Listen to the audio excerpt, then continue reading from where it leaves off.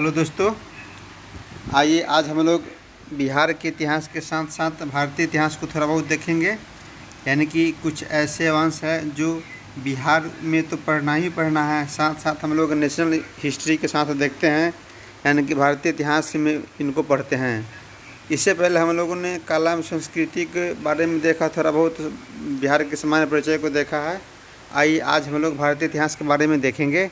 ठीक है दोस्तों, हमने आपको ये बताया था कि बिहार के मैप के बारे में बताया था थोड़ा बहुत कि किसी ज़िला की अवस्थिति किधर किधर है। क्रम में मैंने बताया था और दिशा में बताया था, और सबसे दक्षिण पूर्व पश्चिम कौन है इसके बारे में बताया था। आज कुछ ज़िले के बारे में हम लोग जानेंगे समझेंगे, जहाँ से पसान काल हो, मध्य पसान काल हो, नवपसान काल हो, ताम्र पसान काल हो, से क्या क्या किस जगह से हमको जानकारी मिला कि किस जगह से किस काल के बारे में हमें जानकारी मिला। ठीक है दोस्तों, तो चलिए आज हम लोग शुरू करते हैं।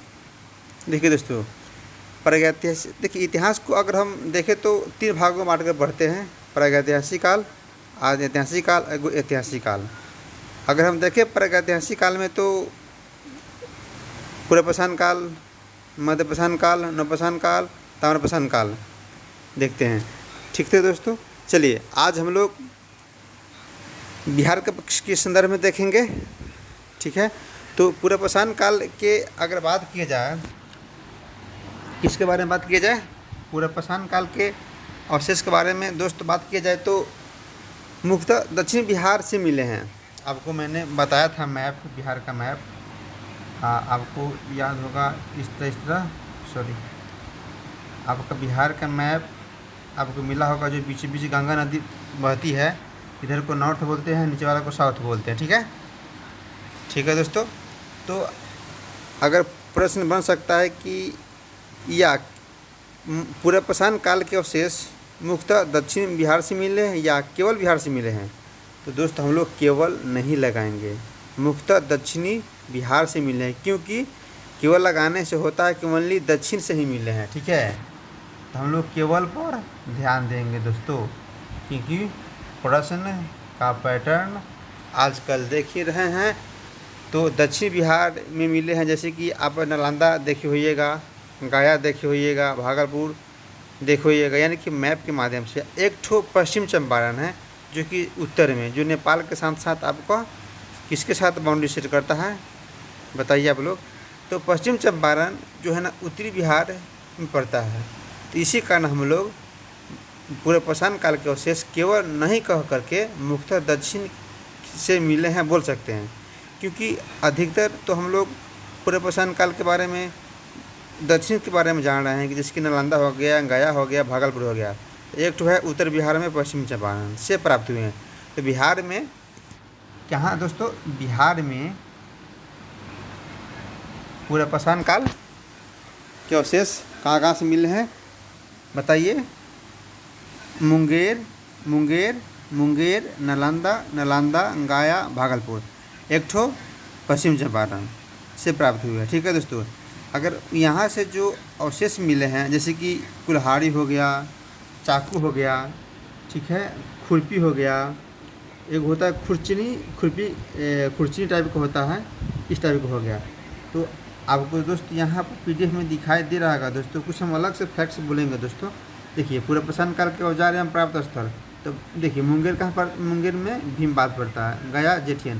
दोस्तों देखिए जेठियन के जैसे कि गया है ना, जेठियन घाटी जैसे कि गया है, गया के साथ आपको नालंदा भी जोड़ देगा इसकी जगह पर। ठीक है, तो कहीं कहीं आपको ये देखने को मिलता है कि जैसे कि नालंदा हो गया, क्या हो गया, नालंदा हो गया। ठीक है, नालंदा हो गया आपका, यहाँ से गया से, मुंगेर से, आपको अब बात करें तो भागलपुर से, पश्चिम चंपारण से, हम लोग अभी तो बताए ही हैं। ठीक है, तो यहाँ से हम लोग पूर्वपसान काल के औजारों के बारे में जानते हैं।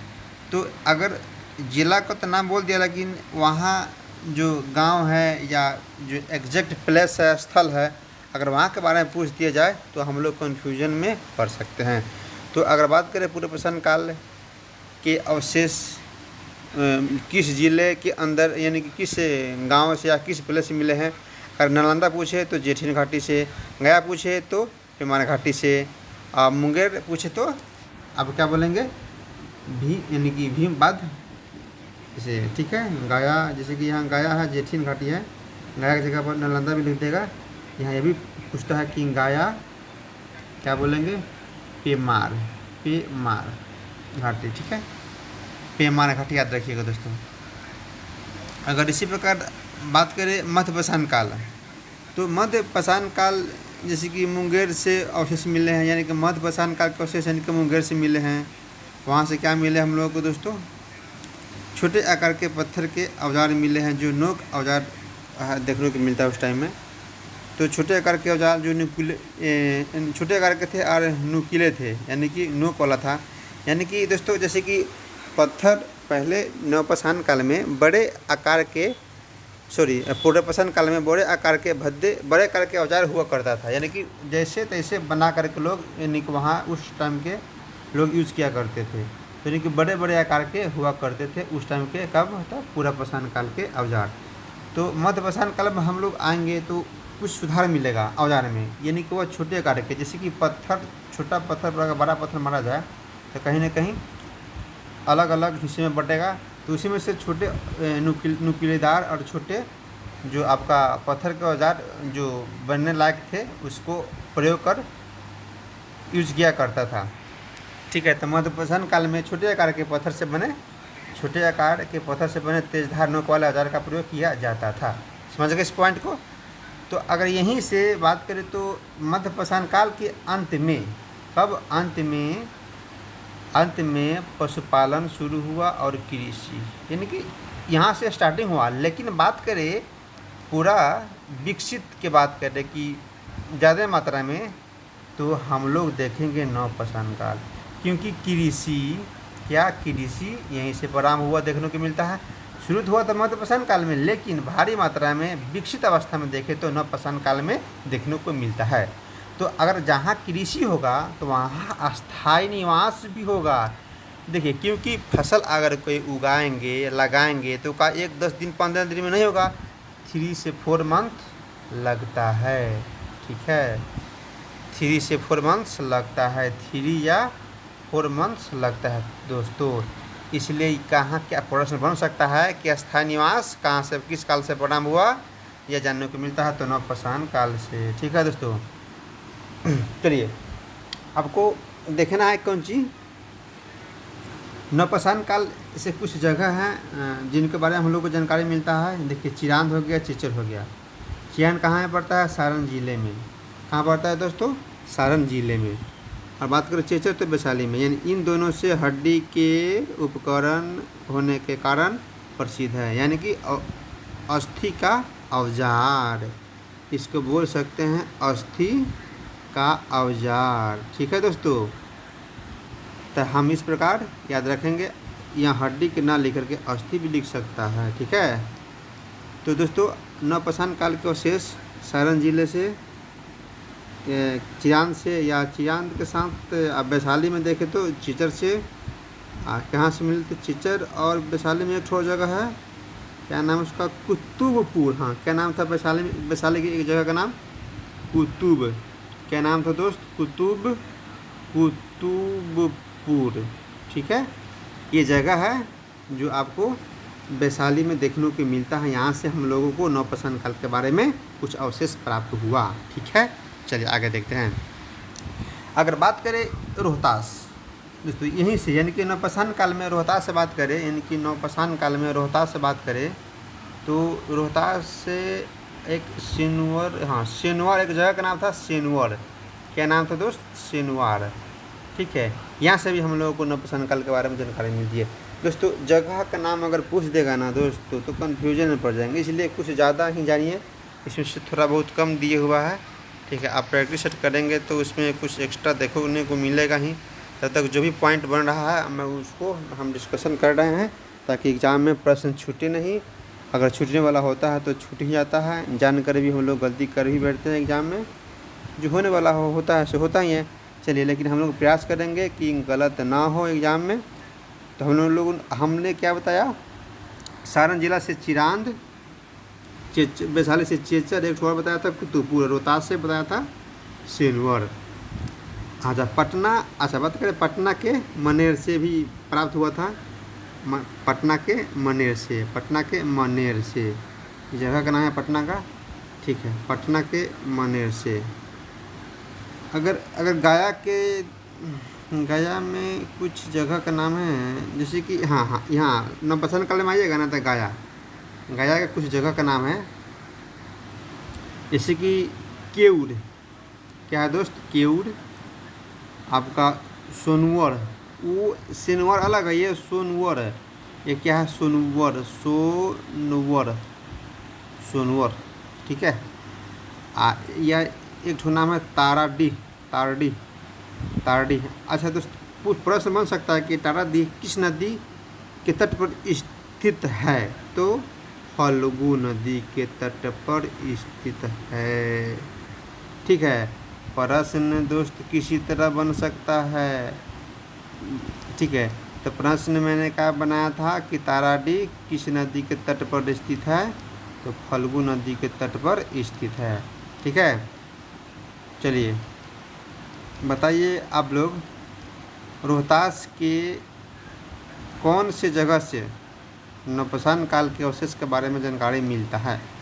पटना के जैसे कि मनेर से, गया जिले के केउर से, सोनवर से, ताराडीह से, तो उसी प्रकार रोहतास के कौन से जगह से, कौन से स्थल से, प्लेस से नवपसान काल के अवशेष के बारे में जानकारी मिलता है, ठीक है। आइए दोस्त आगे देखते हैं। आगे देखते हैं हम लोग ताम्रपसान काल, कुछ पॉइंट इसमें है दोस्तों, चलिए आगे देखते हैं। ताम्रपसान काल, इस काल में पत्थर के साथ साथ तांबा, यानी कि तांबा के औजार, तांबा प्लस पत्थर, तांबा प्लस, हमें कैसे दिखा था जी, तांबा प्लस पत्थर, तांबा प्लस पत्थर दोनों को मिला करके औजार बनाया जाता था। जैसे जैसे काल बढ़ता गया उसी तरह उसके औजार में भी विकसित देखने को मिलता गया। तो दोस्तों अगर बात करें चिरांद, चेचर, सोनवर, गया, मनेर, या बात करें रोहतास, यहाँ रोहतास भी लिख देते हैं, रोहतास नहीं लिखा है ना, रोहतास से मिला था, रोहतास के सेनवर से, अब ने पहले सेनवर से, क्या किसे, सेनवर से, ठीक है। तो अब प्रश्न बन सकता है कि सेनवर किस नदी के तट पर स्थित है, बताइए। रोहतास के सेनवर किस नदी के तट पर स्थित है, बताइए दोस्तों। सेनवर स्थित है कुर्था नदी पे, यहीं से प्रश्न बनता है दोस्तों, कुर्था नदी पे, कहाँ, कुर्था नदी पे स्थित है, ठीक है। चलिए हम लोग आगे देखते हैं। तो क्या बताया था हम लोगों ने, अंत्यक भागलपुर से, ओडियम भागलपुर से, अंत्यक भागलपुर से, राजगीर से, सोनपुर से, वैशाली से, यहाँ से काले मृदभांड देखने को मिलता है, कहाँ से, ताम्रपसान काल से, ठीक है दोस्तों, याद रखिएगा, ताम्रपसान काल से मिलता है। यहाँ लाल मृदभांड, काले एवं लाल मृदभांड प्राप्त हुए, इन सभी जगह से जब ताम्रपसान काल आएगा, बस प्रश्न को जोड़ेगा ताम्रपसान काल से, पूछेगा काले एवं लाल मृदभांड किस काल में, यानी कि चिरांद जगह से मिला किस काल से, तो कहाँ कहना है, ताम्रपसान काल, ठीक है। सब सही एग्जाम्पल सही तरह जाना है दोस्तों। तो काले लाल मृदभांड कहाँ से मिले, ताम्रपसान काल से। ताम्रपसान में कौन कौन जगह का नाम है, चिरांद, चेचर, सोनवर, गंगा, ठीक है।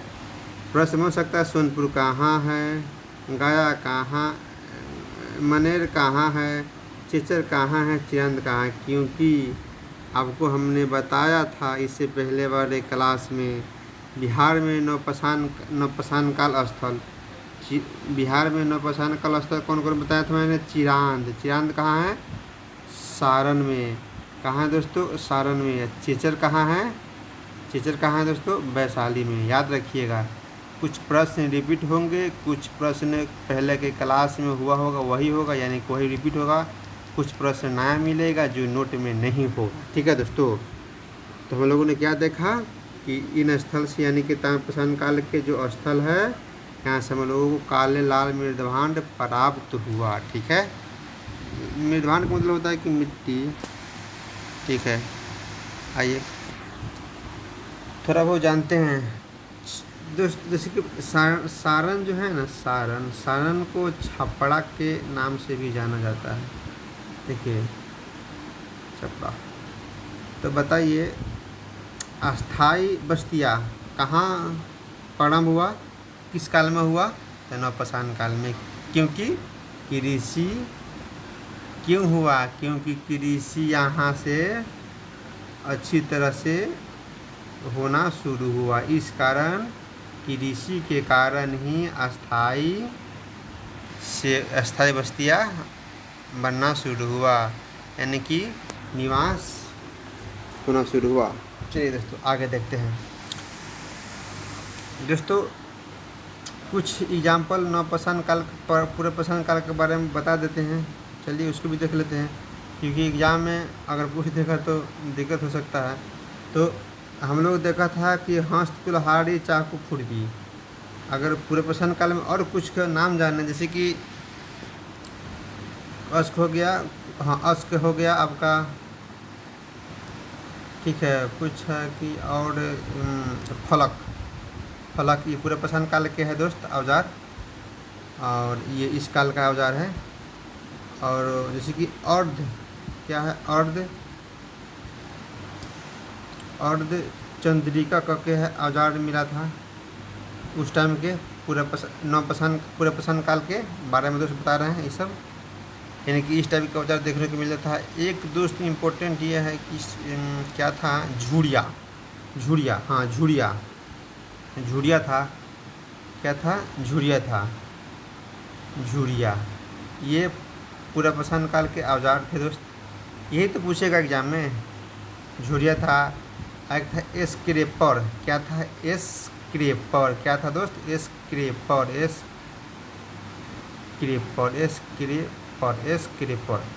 तो अब अभी हमने बताया था आपको पूरे पाषाण काल के औजार के बारे में। कुल्हाड़ी, चाकू, खुरपी, अस्क, झुड़िया, और क्या बताया था? अर्ध चंद्रिका, फलक, स्क्रेपर और झुड़िया। ठीक है दोस्तों, ये पूरे पाषाण काल के औजार है। और बात करें तो नालंदा से जेठियन घाटी, गया से पेमार घाटी, मुंगेर, भीम बांध और पैसरा। दोस्तों मुंगेर के जैसे कि भीम बांध है ना, उसी तरह मुंगेर के भीम बांध के साथ साथ पैसरा से भी मिला है पूरे पाषाण काल के बारे में जानकारी। ठीक है, तो पैसरा के में मुंगेर में पैसरा पड़ता है, भीम बांध पड़ता है। जेठियन घाटी के बाद में जेठियन घाटी कहीं कहीं नालंदा भी लिखा हुआ रहता है, इस बात को याद रखिएगा। आप पेमार घाटी की बात करें तो ये लिखा रहता है गया। ठीक है दोस्तों, अब भागलपुर के बारे में मैंने थोड़ा बहुत तो बताया था, लेकिन जान लेते हैं। देखिए भागलपुर, जैसे कि भागलपुर एक ज़िला है ना, तो भागलपुर के जगह के नाम है जो पूरे पाषाण काल के बारे में बताता है। राजपोखर का के नाम शायद है, राजपोखर, सही, राजपोखर का के नाम है। ठीक है, दूसरा नाम है कि क्या नाम है, मल्लीजोर या भल्लीजोर का के नाम है, सही है, मल्लीजोर या भल्लीजोर का के नाम है, जो कि पूरे पाषाण काल के बारे में जानकारी मिलता है। अब पश्चिम चंपारण से मैंने क्या बताया था आपको? नहीं बताया था शायद। पश्चिम चंपारण से बताया था कि यानी कि मुख्यतः दक्षिण भारत, केवल दक्षिण भारत में नहीं, पूरे पाषाण काल के बारे में के अवशेष मिलता है। पूरे पाषाण काल के अवशेष केवल दक्षिण भारत में नहीं मिलता है, उत्तर भारत में भी मिलता है। जो कौन सी जगह था? पश्चिमी चंपारण। जो वहाँ कौन है? वाल्मीकि।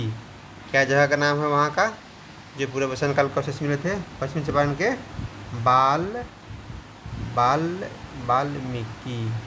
क्या दोस्तों? वाल्मीकि नगर। ठीक है, चलिए दोस्त इसको रिवीजन करते रहिएगा।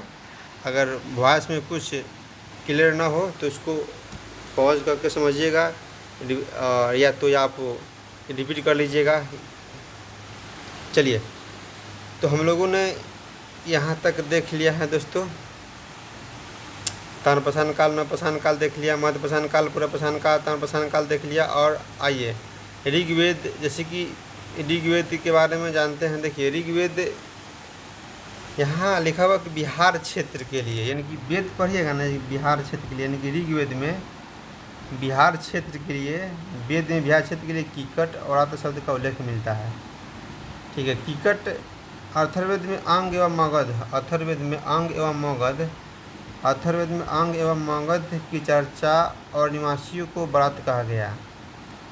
यानी कि अथर्ववेद में अंग एवं मगध की चर्चा और निवासियों को व्रत कहा गया। ठीक है, यजुर्वेद में सबसे पहले विदेहराज को उल्लेख मिलता है। सबसे विदेहराज को उल्लेख कहाँ मिलता है? यजुर्वेद में सबसे पहले। चलिए इसी, अब देखिए लिखा हुआ है शतपथ ब्राह्मण में विदेह राजा का जनक का उल्लेख मिलता है। इसी ब्राह्मण में विदेह माधव और उसके पुरोहित गौतम राम गौन का शोषी नदी के तट पर आगे बढ़ते हुए बिहार के सतनीरा नदी के तट पर पहुँचने का विवरण मिलता है। बड़ा पुराण में चर्चा है कि कीकट एक अपवित्र प्रदेश है। प्रश्न बन सकता है दोस्तों, कीकट है एक अपवित्र प्रदेश, जबकि गया है पवित्र। इसके अलावा पवित्र स्थल है राजगिरी, पुनपुन, ये एग्जाम्पल के तौर पर दिया हुआ है।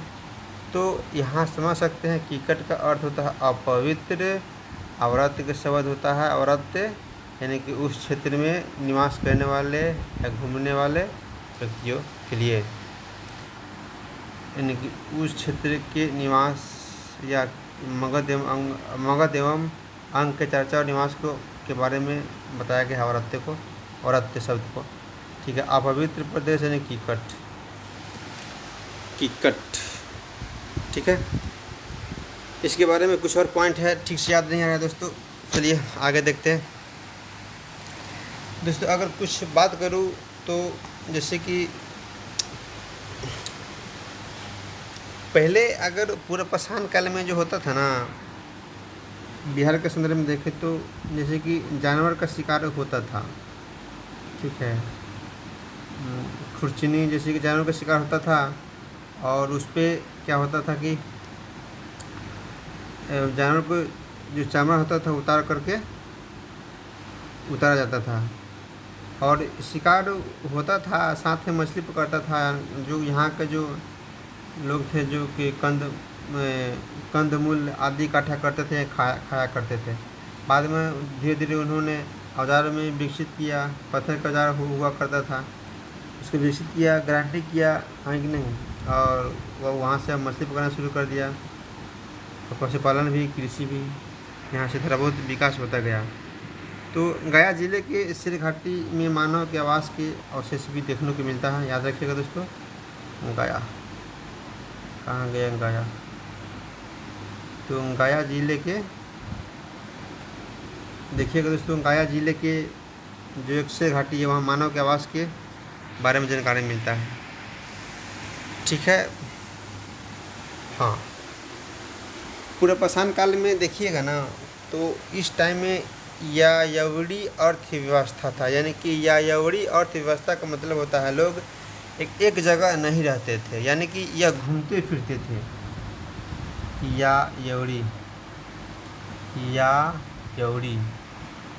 यायावरी अर्थव्यवस्था का प्रचलन था। अर्थव्यवस्था, यहाँ एक जगह लोग नहीं स्थिर रहते थे, घूमते फिरते रहते थे, शिकार किया करते थे।